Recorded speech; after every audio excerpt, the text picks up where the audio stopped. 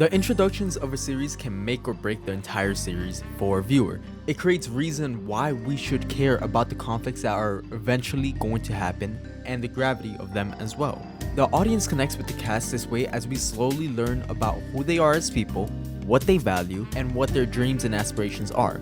Overall, pretty important stuff if the author wants the rest of the series to hit. Because if the set of main characters and side characters are flat and boring, I'm instantly just gonna turn off the show and move on. It doesn't matter if there's a shit ton of hype scenes or extremely dark scenes later on, if I don't care about the characters to begin with. So why is it that every single time I see anyone recommend a show in the big three, it's always, oh, get to this part because this is where it truly gets good. They got through the introduction, the following arc is amazing. Like, bro, I'm gonna be honest, I've watched all of the big three.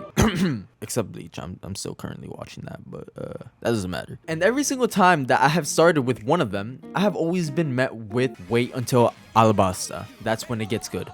Get past Substitute Shinigami arc. This arc is boring, but the following one is straight peak. Which, by the way, obviously I love Soul Society, but that's not the point. The only one that I can say for certain that I didn't have this problem was Naruto, but I think that's solely due to the reason that I watched Naruto back in the 6th grade when I quite literally was the only one in my grade that watched anime. And yes, my friends did slowly start getting into anime as I continued dragging them down into depths of loser and degenerosity. And we, yes, Naz, we loved every single moment of it. But for the other two, it's always met with push past the intro arcs, like if there are depths of purgatory, and once you make it past through the entirety of the River Styx, only then would you actually be met with heaven, also known as Marineford. Like, damn bro, are these arcs really that bad? If that's the case, then you might as well throw me onto trash taste, because I absolutely love the beginning arcs of both One Piece and Bleach, especially the Substitute Shinigami arc, since the events that occur within these episodes are what build up and solidify Ichigo's morals and define his reasoning behind why he's even picking up his Zanpakuto to fight the Hollows. Sprinkle in some funny interactions between him and Rukia, and I literally got attached to these characters basically instantly.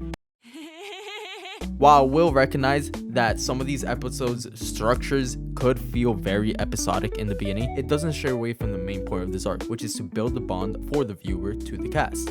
Making the ending of this arc when Rukia gets kidnapped and forced back into Soul Society, where she will be executed for roping in living people, aka Ichigo, into Soul Reaper business, while also ignoring commands to return to Soul Society as well. Exhilarating. This wouldn't mean jack shit to me if we jumped straight into this after like an episode 2. I'd be like, oh, okay, I mean, I guess we have to go get her. Nah, I don't really care, but I guess the MC's morals kind of align with it. Instead of, Rukia, no, why? We have to go get her, man. She's literally twin, bro. Ichigo, hurry your ass up. Oh, damn. My fault, bro. You see? Two completely different reactions. Very important, guys. I still remember when I was reacting to this arc on YouTube, there was this one comment that stuck with me, and it was during the episode of Don Kanji.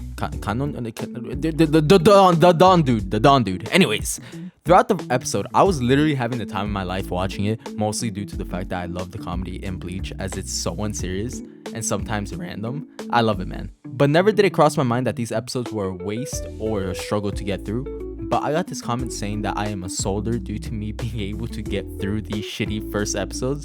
And that's when the idea of the entire video sparked, to be honest, as I started thinking, damn, a lot of people don't really appreciate the beginning episodes / arcs of the big three, huh?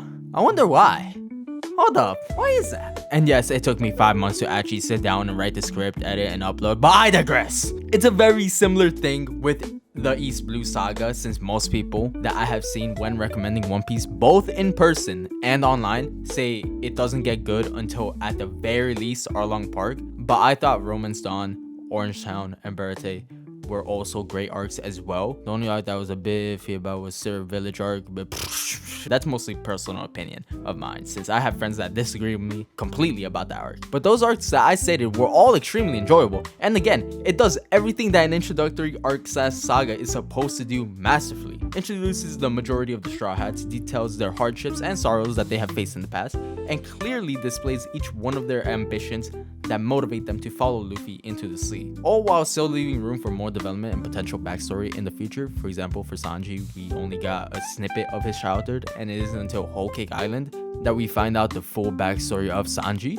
like, bro, that was amazing. That setup was actually fucking amazing. And it's actually insane to me that people downplay these beginning arcs, bro. We need to stop it. Wow, yes, the arcs that everyone hypes up, like Soul Society, like Arlong Park, like Alabasta, like the Chunin exams, all perfect arcs filled with a lot of hype moments and lore drops. I personally think it's important for each viewer of the show to slowly fall in love with the series, or at the least have interest in it before these episodes, as it would only amplify their experiences once they finally get to those amazing arcs even further. In my opinion, when it comes to recommending anime, I think a lot of people just tend to forget that if they say, oh, it doesn't get good until this arc, completely ignoring the introduction arcs, it gives that type of tone already that, oh, these arcs are already horrible, or they're going to the mindset of like, oh, I need to push past this because this is all not as good as what the arc that he was trying to hype up, right? I feel like it destroys the entire viewing experience for that person that you're trying to recommend the anime. And if they do end up dropping it before those quote unquote amazing arcs, I feel like at that point it is what it is. And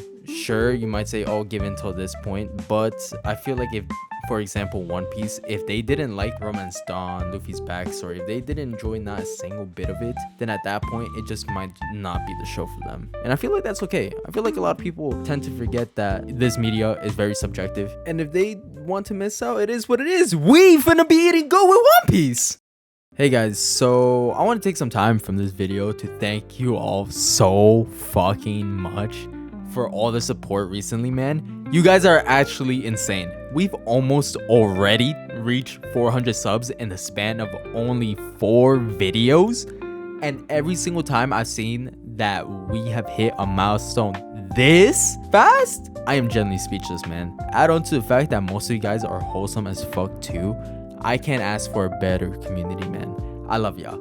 Anyways, I have started up college, but hopefully I can still bring you guys content consistently. At least a video every week or so with a couple of shorts sprinkled in. I'm also thinking of starting chapter reviews for both Blue Blocks and Freaking Flower. So if that interests you, join our community, man. Anyways, I hope you guys have an amazing day. Peace out. Love y'all.